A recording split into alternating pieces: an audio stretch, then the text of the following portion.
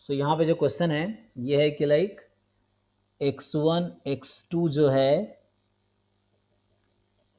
x1 x2 be the random sample from क्या है exponential with rate 1/थीटा mean theta है ना, और एच नॉट है theta is equal to 1 against h1 है theta is not equal to 1। पूछ कह रहा है consider a test that reject H not for, जो क्वेश्चन कह रहा है reject H not for small observed value of the statistics w। तो जब w की वैल्यू स्मॉल है, so w less than equal to some quantity let say k है, इस टाइप से ना।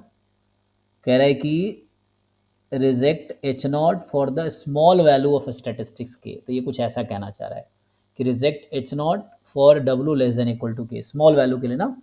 तो स्मॉल मतलब के कोई रियल नंबर है तो उससे स्मॉल वैल्यू के लिए ये रिजेक्ट कर रहे हैं। अब इफ द स्मॉल से ग्रेटर देन इक्वल टू लिया, मोड होता तो ग्रेटर इक्वल टू लेते।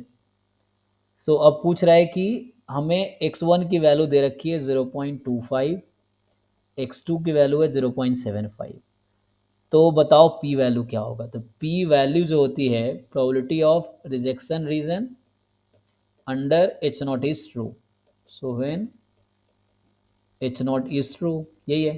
तो इसको अगर पुट करेंगे सो डब्लू, अच्छा रिजेक्ट एच नॉट नहीं, तो रिजेक्ट एच नॉट में आता है अंडर द सिमिलर कंडीशन। कहने का मतलब ये है यहाँ पे कि when W is less than equal to its observed value, तो ये है रिजेक्ट होता है, लेकिन जहाँ पे जो के की वैल्यू लेते हैं वो उसकी टेस्ट स्टैटिस्टिक्स की ऑब्जर्व्ड वैल्यू आएगी। So W less than equal to W naught की वैल्यू क्या आ जाएगी यहाँ से। सो इस डेटा के हिसाब से डब्लू की वैल्यू आएगी, यही डब्लू नॉट है ऑब्जर्व्ड वैल्यू। तो ये हो जाएगी, अच्छा डब्लू मुझे क्या दे रखा है क्वेश्चन में, x1 प्लस x2 अपॉन 2 दे रखा है, तो इसका मतलब है 0.25 प्लस 0.75 मतलब 1/2। सो यहाँ डब्लू नॉट मेरा 1/2 हो गया, ऑब्जर्व्ड वैल्यू ऑफ डब्लू।